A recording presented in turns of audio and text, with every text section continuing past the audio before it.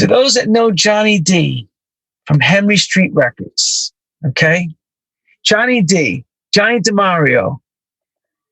He was A&R guy at Atlantic Records Promotions and A&R, and he was responsible for many, many hit records on his record label, Henry Street. He signed the Bucketheads. These sounds fall into my mind, the Kenny Dope record. Those remember, Armand Van Helden's done tracks. He's now ventured into doing a book. So Johnny D has this book, and I wanted to promote it. It's Take a Journey with Johnny D into his private collection of colored vinyl. It's Journey into Music, Color, and Other Situations on paperback through Amazon. It's a great read. He went to Herb Powers. Herb Powers, those who don't know who Herb Powers is, Herb Powers was a major mastering guy in the industry and mastered many records from Frankfurt Wayne all the way to Sterling Sound in New York. And God, from the most of the big records in the 80s had that signature, the Herb Pumpin' Powers signature. And Herb gives a private list to Johnny D for the book. You must check this out. It's definitely a definite worth having. As well, we have this week, we have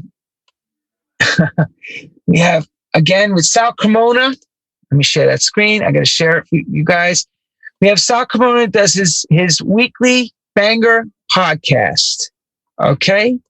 And this week, I'm going to play the commercial now. He's got some great talent. I'm going to kill the music because I don't want Facebook to shut us down.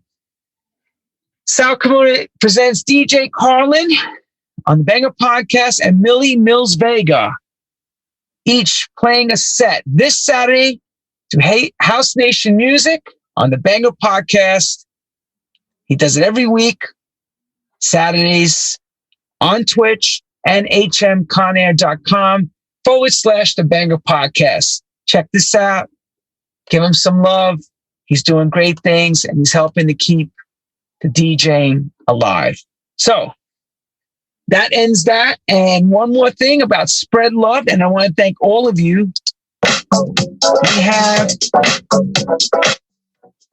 We have this shirt to go alongside the release on BMG. Spread Love shirt that Funk du Jour has released to commemorate the release, the classic record Spread Love on BMG. That's doing very well and going up the chart. You have the Dr. Packer remix, and of course, my original version, retouched, the Lenny Fontana house mix. Please get your shirt. Get yours today at funkdujourshop.com. Okay? And if you need more information, if you can't remember, just hit us up and we'll help you get it. And now we're going to go back to the man himself, Mr. Tony Prince, and he's got a great glass of wine. What kind of wine, Tony, do you drink first of all? Do you drink Cabernet? Is it Chardonnay? What is it?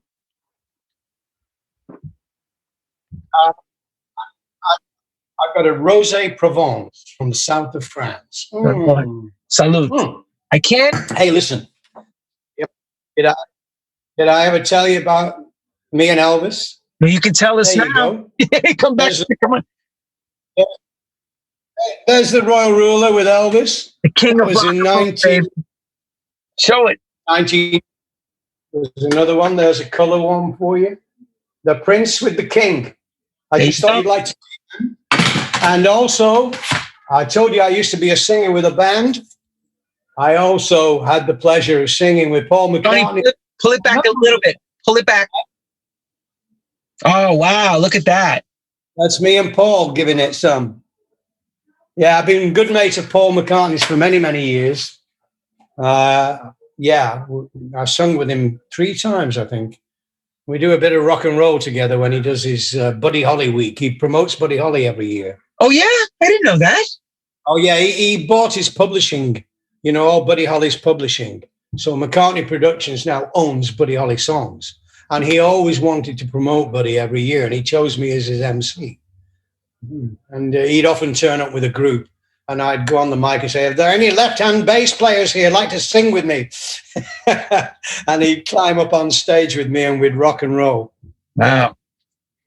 So you know Paul that well. Can I ask you a question now about Paul? You can.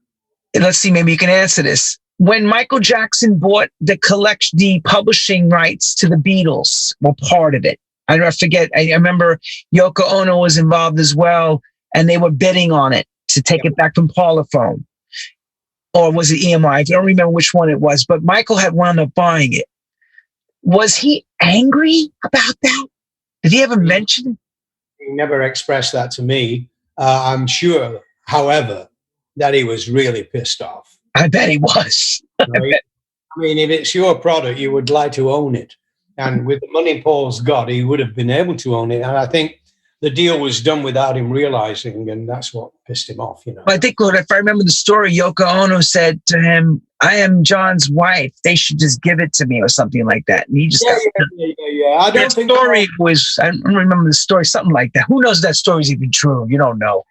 I think at that time, Paul and Yoko were not the greatest of friends. You know, I think it's got better over the years. But yeah. Hey, do you remember Billy J. Kramer? Yes. And the Dakotas? He was one of Brian Epstein's stable. He's living in New York State now. He got in touch with me on my radio station. He doesn't look anything like he used to look. It's amazing. In a good way or a bad way? Well, I like he was a young, clean-shaven guy. He's got beard now, you know. Ah, okay. Great music, if you like that kind of thing, you know. Sure. Well, anyway, you mentioned that. Huh? It's funny you mentioned Dakotas and stuff, because I just last night watched the Bee Gees again. I'll go back to it, and I didn't realize how many records in the 60s the Bee Gees had in England that was so big. Oh, Massachusetts, I never realized it. My Bee Gees thing was from let's say when Arif Mardin had them. That's the ones I know, because those are the records I grew up with, you know. Yeah. The whole Saturday Night Fever thing, of course, you know. Well, you caught them from the Saturday Night Fever period, perhaps. That's what. Well, a little bit before. Drive Talking, all that, right? Yeah. Did you ever hear New York mining disaster? That was very early on in their career. Yeah, I saw that in doc. I never heard that song. They said it was huge in England. I went. When I play a Bee Gees, I mean, we've got some great Bee Gees mixes on DMC. Yes, I know. I play them on United DJs Radio. And whenever I play a Bee Gees now, I've got to do what we call a Bee Gee warning. Look out, everybody, it's Bee Gee time. Bee Gee warning, Bee Gee warning. Because people just love it. And they all dance and they put GIFs up, you know, the little visuals, and they put a Bee Gee GIF up. And it's wonderful how radio can now interplay with listeners on Facebook. It's great. I love it. Now, I'm going to ask you something about what happened over here and what was going on in your side of the pond, okay? Because you're in the middle of Luxembourg, in the middle of the disco era, okay? So here in 1979, we had that big burning in Chicago Cubs Kaminsky Field. The whole thing, disco sucks, blah, blah, blah. Why didn't it happen to end the same way in Europe? Why did disco keep going and dance music, where in America, it was like saying it was a bad word? You know what I mean? Disco. But you keep saying it over there. You kept that going. Even when I met everybody later, it was still saying disco. I was like, wow, we don't say that. Lenny, I've got to tell you, mate, we dropped the phrase Disco Mix Club, which was our full name when we launched. Disco Mix Club. We dropped it. We've only ever called ourselves for many years now DMC. And people say, well, what does DMC stand for? You know, and if you look at like a label like CBS, what does CBS stand for? Nobody knows, nobody cares. So we buried the word disco for that very reason. It was uncool. Disco was not cool. We'd moved into Ibiza. We'd moved into the Winter Music Conference. We'd moved into the best DJs in the world. And people taking drugs dancing to music. It's a totally different scene than disco. No, I know that. But the beautiful thing was you all were able to keep that fire burning. Okay, we didn't call it disco, say, but you kept the dance music popular and commercial. A lot of those records that were nightclub records went overground. Why is that in Europe opposed to America, where those records stood in the gay clubs and the underground clubs? You know what I mean? I think maybe it's because Europe isn't fragmented so much as America. You know, I mean, you had for a little while, you had the Hard Rock Cafe became the top club in America for a while. Do you remember in Vegas? Yeah. Hard rock became a cool club. Isn't that something? Hard rock. Our DJs went out to the Mediterranean, Ibiza. I went to Paul Oakenfold's birthday party. I can't remember how old he was, but I was certainly there in Ibiza having a party with him when it was agreed between him and other DJs who were partying with us that night, said, we love this island, but let's make it happen. And what they meant by let's make it happen is let's start working here more than we have been. And so Oakenfold brought Cream over.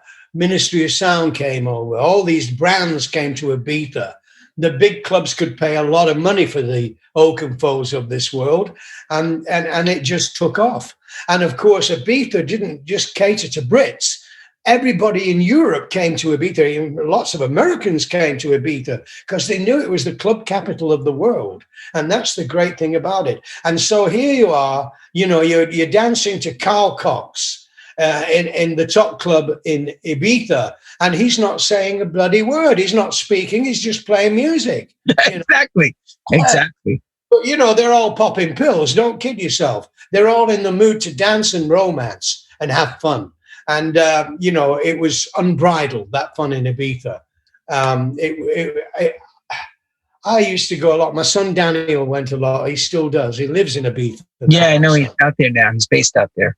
And it's just magic. If you go out on a night, I can't keep up with them, but I go there early on, say 12, 1, 2 o'clock. I can't stay too long these days, but I do go and watch it.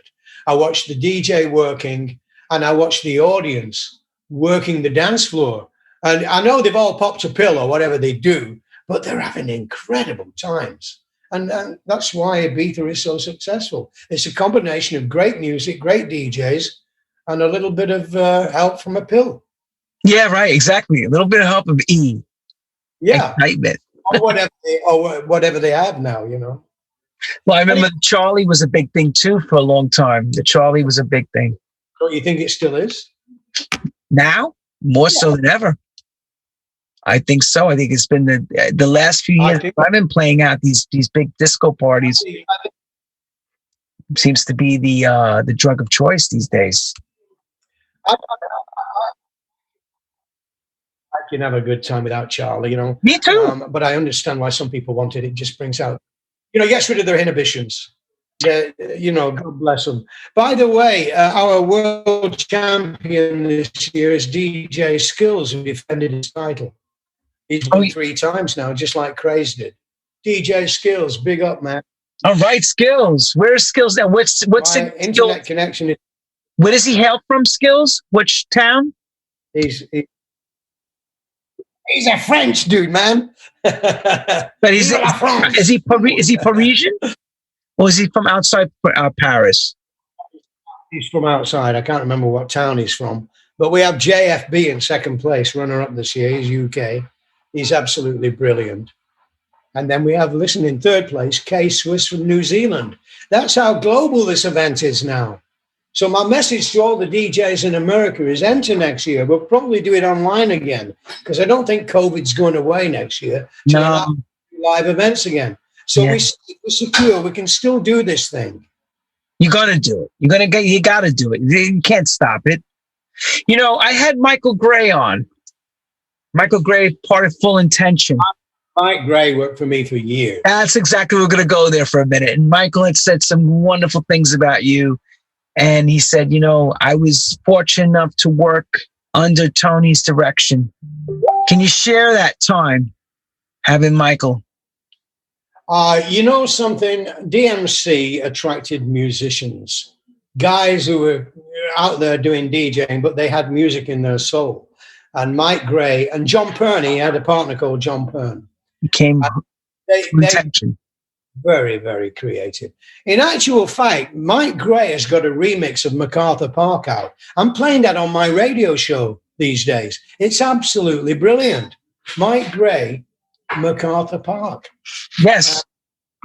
So check that one out if you can get to it, yeah? Can I just run through the other countries who did well this year? Yeah, go ahead. Please share it with us. There's a DJ called... Hang on. You have to do it like you're doing your radio program. Hey there, this is your Royal Ruler giving you the rundown of the fun sound, and I'm telling you who's number one. Number one this year is DJ Skills from France. Vive la France! Merci bien, mon petit chou-fleur. That means little cauliflower. Second, JFB from the United Kingdom. It's about time he won, maybe next year. Third place, K-Swiss from New Zealand. How you doing down under? Things are great up over. At number 4, we've got the DJ who calls himself 14. And he's in Japan. Arigato, Japan. Number 5, Kissos from Greece. Number 6, Immortal from the USA. Immortal, come on, lift your game. We want America back up there on top. Spain, 7th, Datflex. Walsey, Australia, 8th. Tony J. Cut, France, 9th. Nino Leo, Brazil, 10th. 11th, FMD from Denmark. And Chell, I don't know how this Chell got through at all. He just did the same thing for 8 minutes. You know what I noticed? I wanted to ask you. When you speak on your radio style voice, I hear also some of the American guys. I remember like Casey Kasem, that were big American announcers, and they spoke the same way. I was just giving you the big kind of adrenaline-filled DJ then. I wouldn't do that today. No, of course not. I talk a lot more calmer these days. I was trying to emulate what we used to be like. You know, it used to be exciting. Yeah, of course. Everything was exciting and fresh and new. Right. Yeah. So there you go. You're right. There were that kind of DJs, you know. Hey, if you want to really go back to the DJ who really did all that, was Wolfman Jack. Right. Wolfman Jack was brilliant. I've got a DJ mate who lives in LA called the Emperor Roscoe. I was on Radio Caroline with him. He's doing a show for me now on United DJs Radio. And he still does, hey, it's the Emperor Roscoe coming down here, you know. He's is that the Wolfman Jack way, the Wolfman Jack stuff? Yeah, he's emulating. I think he copied Wolfman Jack. He probably will kill me for saying that. But his father was Joe Pasternak, who produced 2 Elvis Presley movies. By the way, did I show you my photo with Elvis? No, you didn't. Please do. Who's the better looking? Who's the better? I was going to say, because you're damn pretty good looking there, Tony. But Elvis looks so huge next to you, mate. I had the same hair, it's just a different color. I know. Is it crazy? Wouldn't you love to keep everything from that point, including the picture? You'd be like Dorian Gray, mate. You'd be like the Dorian Gray. You got to come to terms with it. You know, I've had a great life. I mean, I'm going to be 45 next year. But that's the next question I was going to ask you. How are you enjoying this aging process? And, you know? I don't mind it, you know. It doesn't frighten me because I know I'm going to die soon. You know, but soon is going to be another. If you think, I've got another 5 years. And I'm in good health. And thankfully, my wife, Christine's in good health. She's in the kitchen over here, keeping her ear out for me saying something stupid. We've been together 51 years. So, you know. Congratulations. That's a testament, mate. You can't ask for too much from life. Becoming president of the Elvis Presley fan club, working on the pirate ships, becoming president. Wait. I didn't even hear that before. What do you mean the president of the Elvis Presley fan club? When was this? Well, that's how I met Elvis on 2 occasions, in 72 and 73, because I was president of the UK fan club. And the fan club took me over to America to meet him on 2 occasions. Went to Tupelo, where he was born. We had a civic reception because the Brits had never been serviced with Elvis live in Britain. He'd never come to Britain. Really? No. Oh, that's why we went there. You know, if Mohammed... I had no idea. I thought he went to England. Oh, if Mohammed won't come to the mountain, ladies and gentlemen, those 200 fans over there, that's what I said on stage. Colonel Parker let me go on stage and introduce Elvis. Can you imagine that? That was wow. 72. So now paint the picture for us of what that was like. So you went to Colonel Parker. You're in Memphis? Where are you exactly? Where is this all happening? We're in Las Vegas. Las Vegas, okay. We arrived there in 72. We go to Tupelo. We got 200 fans in tow with us, Brits, few Europeans.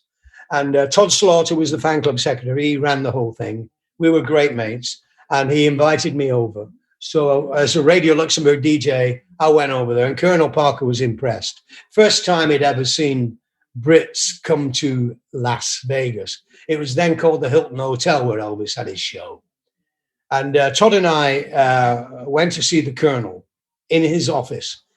He took over one whole line of offices in the Hilton Hotel. Elvis had the suite at the top, which was where he and his Memphis Mafia partied every night. Anyway, we went to see Colonel Parker. We got on like a house on fire. And he said, look, guys, he said, you're going to meet Elvis tonight. And that was the first time we knew he was going to let us go and meet Elvis, you know. He said, I can't let all your kids come. You've got too many here. But if you want to handpick half a dozen, take them down to the dressing room with him. And as we were leaving the office, I thought, I'll push my luck here. Colonel, is there any chance I can interview Elvis? Get out of here, Mr. Prince. He said, you know Elvis doesn't do anything other than press receptions. We're not doing one-to-one DJ interviews. Are you kidding me? Okay. He said, but, and then just as I'm going out, he said, but if you manage to sneak a tape recorder down and I don't see it, I guess that'll be okay. Wow. So there you go. Any photos you see of me with Elvis, you know, you'll see a bag. Let me just show you that. So you had a tape machine with you. Oh, geez, look at that. That bag has got the tape recorder in it, and I've got the microphone in my hand. And as I approach Elvis, he looks at Colonel Parker, and I see Colonel Parker nod and say, yeah, it's okay. So First question out of your mouth to Elvis. Elvis, you've never been over to Britain. Have you got any message for our listeners tonight to Radio Luxembourg? And he said, yeah, I thank them for their loyalty. I love their devotion. And we got to come see him. I know. We're going to come see him one day. But of course, he never did. Now, the other thing is about that year, as I was leaving the office of Colonel Parker, I thought I'd really push my luck. He said I can do the interview. Now I turned to him and said, Colonel, any chance I can go on stage and introduce Elvis? Give the fans from Britain a bit of recognition. Get out of here, Mr. Prince, he said. Again, but... So we've been down to the dressing room. We've met Elvis. We've had photos taken with him. There's about 8 of us down there. It's just idyllic, you know. And then we're back upstairs to our table. There's 200 fans now, and they're all sitting at tables where we're all seated. Now there's a comedian on, and suddenly, after the comedian, Jackie Kahane was called, when he's finished, Elvis will come on. Colonel Parker suddenly comes through the showroom, and he's coming straight to me. Mr. Prince, you want to introduce Elvis? You better come with me. What? I haven't even thought about what I'm going to say. Can you imagine that? Yeah, you know, like cold. You're going to have to jump right into this. I'm up now. I'm walking behind Colonel Parker like a duck to his death. He gets to the door, right, backstage, and there's 2 Memphis Mafia with guns. This is Mr. Prince. He's going to go front of tabs and say hi to everybody. So that's exactly what happened. They took me to the back of the curtains. All the orchestras there tuning up.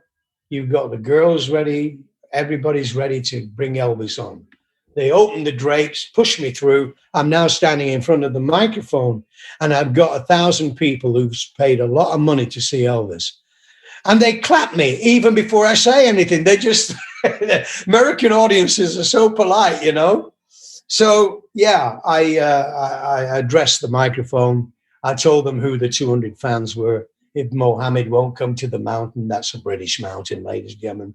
And they got a real big round of applause for our fans. And then, you know, at the end, I said, ladies and gentlemen, I'm a DJ from Radio Luxembourg. And they all applauded that. Because I think a lot of the guys in the audience had been in the army, and a lot of them were based in Europe, right? In Germany, in actual fact, and they listened to Radio Luxembourg. So that kind of like you know, brought back memories for them. So they give me a big round of applause. Ladies and gentlemen, as a career DJ, this is a big moment for me as I introduce you to Elvis Presley, and then all the claps come. The curtains come back. I'm pulled through. I'm walking down. The Also Zach Zarathustra theme tune is playing. And I'm walking off the stage. And there, standing on the right-hand side, is Elvis Presley. And he's looking at me, smiling, and going, Elvis Elvis was clapping me. Good for you, man. Wow. Yeah. Oh, okay, I'm showing off now, but it's a big memory for me, you know. Oh, hell yeah, it's a great memory. You can't even be the king of rock and roll. Yeah. And, you know, we gave him an award that year, a trophy from the NME in England for 3 billion sales.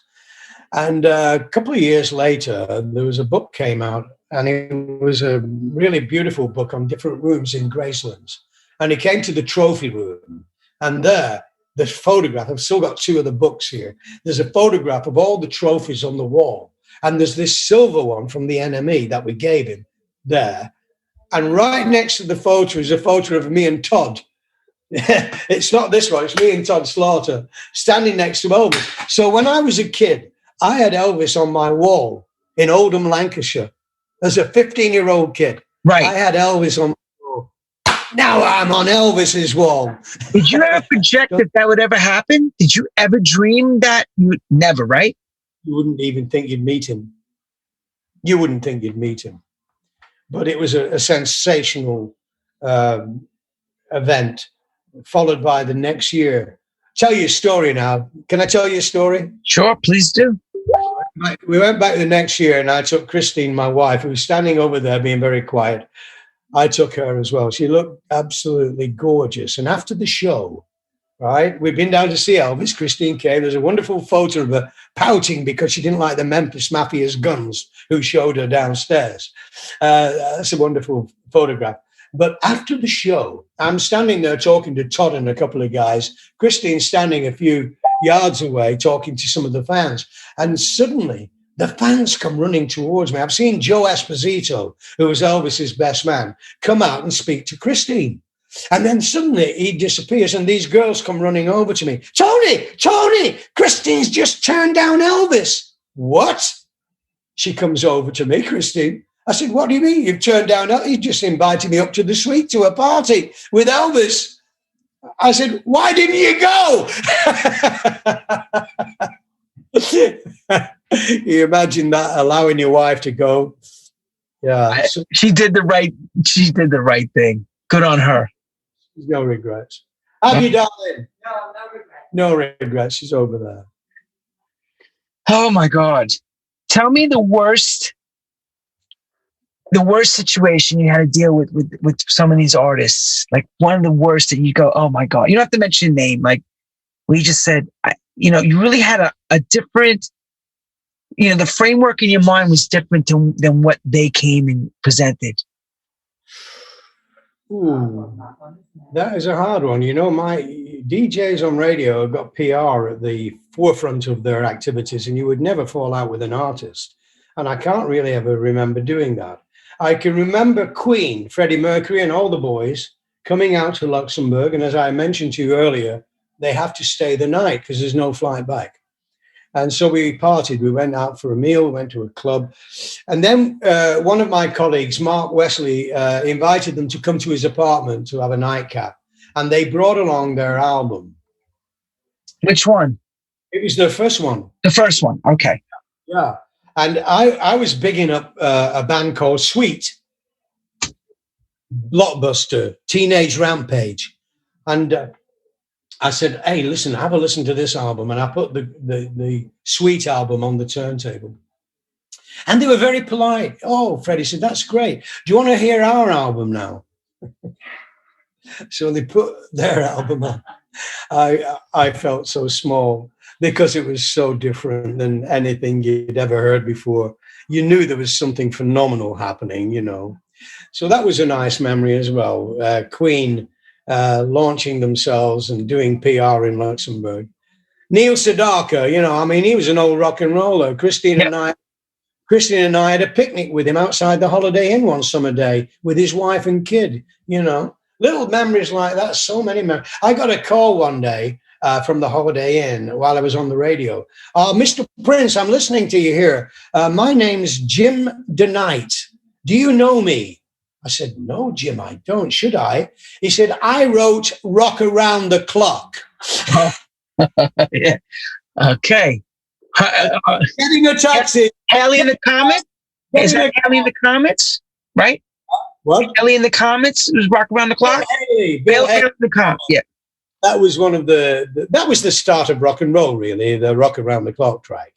So I said to Jim tonight, get in a taxi, get your ass down here to the station, you know. And so all kinds of memories. You know, I've got a book out called The Royal Ruler and the Railway DJ. You could Google that, guys, if you're interested. It's about my radio career, my life, my early life. But more importantly, it's about a guy called Jan Sestak, who used to be a mad Radio Luxembourg listener. So you've got my stories as my activity as a radio DJ, and you've got his stories living in Czechoslovakia under communist rule. His parents were in a concentration camp, and you had to be very careful. If you were found listening to Radio Luxembourg on the Eastern Bloc in Czechoslovakia, you could be taken to prison or even worse. So we've got Jan's stories about the trials and tribulations of teenagers in communist Czechoslovakia and my high life on Radio Luxembourg and Radio Caroline. So it's called The Royal Ruler, which is my nickname, and The Railway DJ, which was Jan's nickname. And I think it's a really nice book. Self-published, self-written. I hope some of you will buy it and enjoy it. Yes, you know what, everyone? Come on. You know, let's give the Royal Ruler what he needs. Get his book. Tony Prince. Jan Sestak, is that the DJ, the first disco DJ in the Eastern Bloc too? Or something like that? No, there's another one I know you're talking about. He does a book, doesn't he? No. Yes, I'm sorry if I'm getting him confused. Different guy altogether. He's not in Czechoslovakia, that one. I think he's in Poland. Paul Yawu. I'm sorry, it's Paul Yawu, right? Yeah. There's a big argument going on here in America with this disco DJ thing here. He upset a lot of DJs, especially in America. Oh my God! They called me and said, "I distanced myself from him because." Yeah, I went to one of the meetings. Jan Powell. Right, that's it. Yeah. Oh, that's when you said Jan Sestak. I says, is this the same person? Now I got the difference. Jan, same Christian name, Jan Sestak. It's a book that really tells you why America fought against communism. It really reveals how bad it can be. And it's worth reading for that reason. I mean, you'll enjoy my stories, which are all about McCartney and Elvis and stuff. But Jan's story is worth every few pages we cut from my life to his life, my life to his. But what's amazing is, from how I see it, you've been at every piece of the change. Groundbreaking rock and roll, then to rock music, then to, let's say, the James Brown era, funk and, the funk and R&B. I had James to the Royal Albert Hall. You know that, don't you? Yes, I do know that. You know what happened there? We used to get all these big name artists who'd come for free. You know, Alexander O'Neill, Shaka Khan, Janet Jackson, Run DMC, Public Enemy. They'd all come to our event every year just to go on stage, do a tune, and then get off. I invited James Brown over through Scotty Brothers, who were running his label then. Right. And I got in touch with Scotty Brothers, who I knew quite well. And I said, I want James to come to. Anyway, it turned out I had to pay for him and his manager, first class, to come to London. First class in a hotel in London for 2 nights. I didn't tell anybody. We've got all these artists on. We've got all these DJs doing the World Championships. The Royal Albert Hall is a magnificent venue, right? So we've had all these great artists on. I've now gone to the front of stage. I've got 1,600 DJs in front of me and record company people in the boxes and so on. And you can see the film, Well, wait a minute. The reason why this is so important, everyone, I have to understand, because all the hip hop music comes right from his drum licks, right from James Brown. You got it. So you have to understand what he's doing now. So he's not telling anyone that he's got James Brown tonight. Why? He wants to shock everybody. Go ahead. If we'd have publicized it, we couldn't have filled the Royal Albert Hall more than it was already. So it was pointless telling anyone. I just felt that there was a surprise in store for everyone. And that's exactly what happened. So we've had all these great acts on. Run DMC, Public Enemy. I've gone to the front of the house now and I've said, Okay, everybody. You think you've seen a lot tonight, but I've got to tell you right now, you ain't seen nothing. You're about to see something that you will tell your children about. Ladies and gentlemen, boys and girls, please welcome God is here, James Brown. And the place was, And then we started playing James Brown music, and on he walks with his suit and his big tie, and he's like, whoa, he's blown away, James. He really is blown away. And I've got a trophy that I gave him from DMC, and I handed it to him when things had quietened down. It went on for about 10 minutes. You know, people were just so thrilled to see him. And he was so thrilled to take this love that he was feeling from I bet. No, it was magic. And so I gave him this trophy, which was a clock with his world acclaimed James Brown, the greatest of all time from the DMC DJs. And I handed him the clock, and then the audience quietened down, and he's got the clock. He took the mic off me. He said, I thank God. I thank you. Keep on doing what you are doing and make it funky. The house exploded again. It was a magic moment. And honestly, I'm so glad I did it. It cost us a lot of money, but it was well worthwhile. But not sing a note. He didn't sing a note. Just came out for the clock, for the trophy. Didn't sing a note. Spent 10 minutes on stage taking the applause. He didn't sing and go, hey, you know, that nothing. No, he danced. Yeah, he did a dance. He did a Okay. dance, but he didn't sing or anything like that. It was just. Now, can you share with someone, because he's no longer with us, because people have no clue what it costs to bring over A-class talent. When you guys call American artists like a Shock or somebody, what does that entail for costings for you to take that responsibility on? What are you saying? You're saying when you invited you invited an artist that let's say pretend Stevie Wonder. You want to get Stevie Wonder over. Michael Jackson had to come, and he never did. I'd have paid him $10,000 just to come. You know, it was so important. This was our big event every year, the World DJ Championships with the Artist Awards, the Mixmag Awards, and so on. James Brown, yeah, it probably cost me about £10,000, about $12,000 worth every penny. You normally wouldn't have to pay that. The record label would pay it if they had a current album out or a record to promote. Scotty Brothers, who he was with at that time, didn't have anything out, so they weren't prepared to pay anything. So I paid. DMC paid. That shows you the spirit and the loyalty to the DJ world of DMC. That's why I wanted you to tell that, because people don't know that. They just see, oh, wow, we got to see James Brown. They don't know what goes into. You have to coax them to get them over to England. It wasn't like, oh, they were in town and you just went and grabbed them. You gotta sell this, you know? Yeah, but if you say to James Brown through a third party, James, they want you to go to the DMC Championships. There's going to be 1,400 DJs in the Royal Albert Hall, which he knows is an incredible venue, and they want to give you an award for services to the DJ industry. Yeah, oh, I'm coming. Yeah, who's going to pay? So they come back to me. Who's going to pay? We'll be there. Who's taking on the expense, right? Yeah, we're taking the expense. But you've got to remember, 1,400 people in the Royal Albert Hall are all paying for tickets to be there. So we are potentially making a profit, you know. All the other artists, the record labels themselves pay for.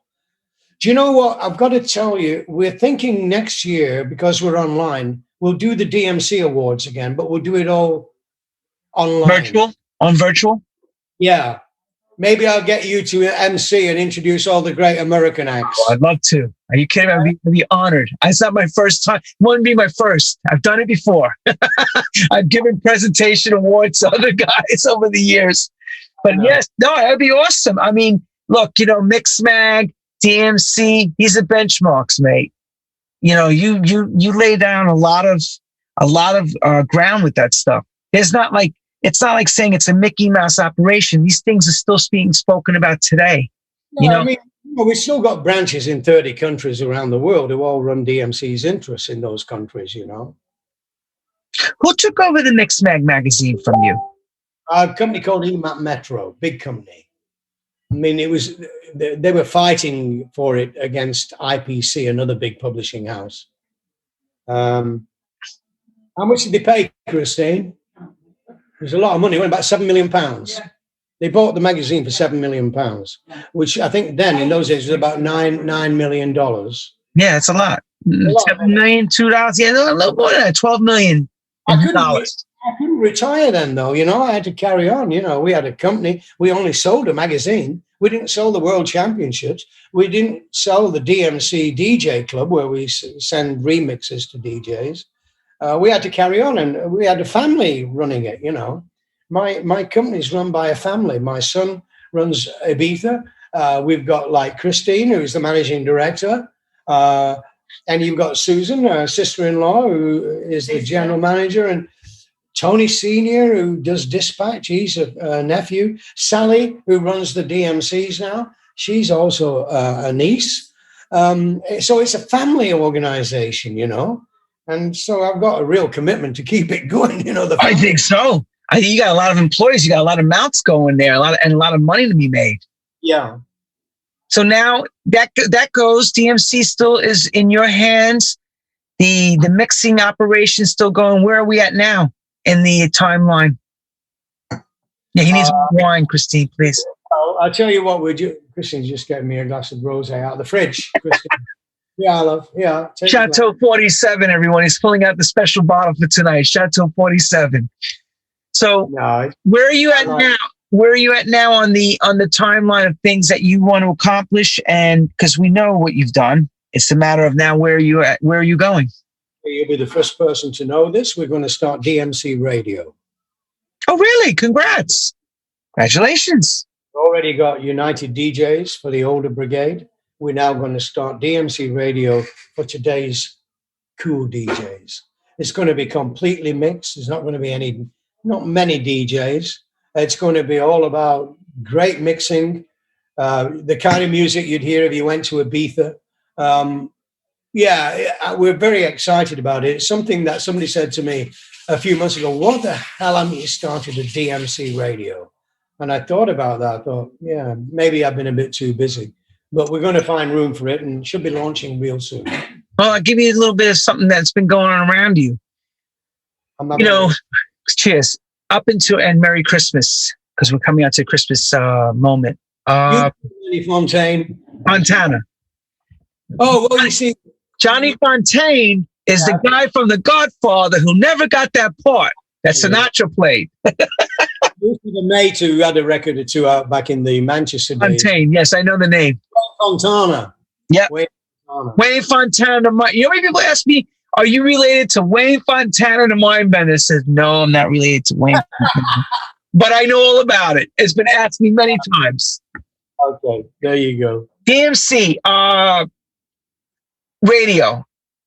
Is it going to be launched just internet, or are you going to try to do FM or DAB, any of that stuff? I'm going streaming, mate, because I think streaming is the future. I think DAB has got a cul-de-sac waiting for it. I don't think it's too expensive. My own theory is that streaming is where we should go. We've streamed now for 3 years with United DJs Radio across Europe. I say across Europe, across the world. When you say across Europe, if you have internet connection, you can stream anywhere. Exactly. Now, you've got a kid in a bedroom who streams a radio show from his bedroom. He can be heard anywhere in the world. Right. I don't know how the record industry is going to accommodate that, but they're not going to be able to stop it.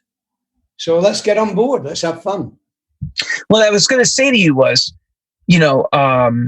Defected Records, Simon Dunmore. Yeah. Simon, last few years, launched a brand called Glitterbox. Yeah. And was a B-side room in Ibiza. They had the Defected thing, which was what we talk about, the house, the now house music. And then they started to play disco parties. And what happened was each year, this thing got bigger and bigger. And it was going back to the original Chic stuff Bee Gees, all that stuff. And an 18 to 25-year-old crowd was getting excited and educated to the music that we all were playing back then. So the question is, do you see yourself launching that DMC Mix Club again? I know it's a lot of work, but do you see yourself, because the disco thing is what you have a lot of people doing re-edits constantly. Can you see it doing it? You maybe don't realize it, but we do CD releases and download releases on dmcworld.com store. If you go to the DMC store, you'll see all those mixes. But you see, the trouble is, when you're marketing your mixes on a website, you've got limitations on where you can sell that product. That's right. You couldn't just go straight into America and sell these CDs or these downloads, unless I had a license in America, which I don't. So, yeah, Simon Dunmore is a very savvy guy, you know. I mean, he's very protective about his image. He works very hard. And, of course, his success speaks for itself. Sure. I don't know. You know what I want to do, Lenny? Tell us. I want to retire. For why? But retire and do what? I want to get on a boat and go on a world cruise and go like that to the music industry. And then, wait a minute. So when you're off the SS Minnow and you finish out your world out a 2-year run, then what? Go on another one? Yeah. So basically you want to become a captain and enjoy yourself. I just think we've had such a ride. You've had? Hey, that's a crazy ride. You've been on a roller coaster.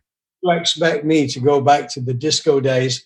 That's something for somebody else in my team. We have people in my team who are very creative, and if they decide to do that, they'll do it. But we've got so many balls in the air right now. You know, we're doing all kinds of things with radio, with DMC. We've still got the magazine. It's not called Mixmag anymore. It's called DMC magazine. I know. I've been in it. I've been in the magazine. My son edited in Ibiza. He lives in Ibiza. So we can do anything really, Lenny, you know. But whatever we do. That's my job. My job as the presenter, I wanted to ask these questions because people are thinking this stuff at home. Like I'm thinking, well, you know, Tony, you've had a lot of success. Your record speaks for itself. Nobody can ever take away what you've done. It's benchmarks. People look to those benchmarks even today. Okay. Maybe the medium has changed. Maybe we're in a digital atmosphere and we're working in the streaming world, but you can't take away what was there first time around. Well, you're very kind, but I was lucky to be there first time around. Oh, that's also another good feather in your cap. You were there at the right time and you stepped in the right shit. And I was forced to become a DJ by the Musicians Union. My career as a singer guitarist, probably a good thing that happened to the world that I didn't continue singing. But I became a DJ because the Musicians Union forced it on me. And at that moment, you know, you have something in your soul thinking, you know, how dare they do that to me, you know? And you become very, very focused on the DJ industry. And it's carried me through life, my love for the DJ industry, for the quality of the world that we live in. I think the world has changed. I think we've contributed towards it at DMC. I personally have contributed towards it. But, you know, DJs will always come up with something new. And if they want to go back in time and bring back disco, good luck to them. But we were there first time. And for me, that was quite enough. Okay. On that note, I have to say thank you so much. God bless you. You're the man. Holy smoke. Thanks, Lenny. And God bless to everyone who's watching this. Just one other question. Most importantly, with the vaccination, are you going to take it? Of course I am. Of course I am. Definitely. Why? Is there a problem with it? No. You always hear people saying, you get mixed reviews. Everyone's like, oh, I'm not taking that yet. And I just wanted to know what your theory was because, you know, it's all around us, this COVID. I don't think that the governments of the world would allow us to take that vaccine if it was extremely dangerous. Okay. They want the world to heal. And I would like to contribute to that process by volunteering to have, sorry, the wine's now getting... It's okay. The truth serum, as we call it. I'm not afraid of the vaccine. I'm looking forward to it, and I'm looking forward to it defeating COVID. Come on, humans! Yeah, we need it to be defeated because I need to come back to your side of the world and do what I do. There you go. That would be wonderful, mate. I'm dying. We're all the American DJs. We're all like, well, we're all homebound now for a little while. Yeah, Lenny, let's meet in Ibiza and go out for dinner. And we will, and we'll have a good laugh. But I want to thank you so much from the bottom of our heart and all the people. This is going to go a long way, and it's documented. Of course, it'll be on all YouTube, iHeartRadio, podcasts, Apple Music, Amazon Prime. Will be everywhere. So, this story is awesome, and you are awesome. And don't stop what you're doing. And God bless you and the whole Prince family. Make it funky. Yeah, make it funky, baby. Make it funky, and keep us. You just keep us on the edge. I know you have some more, as we say, chutzpah left in you. You still got more. Can hear it. I can't escape from this bloody industry. But Lenny, thank you for having me, and thank you.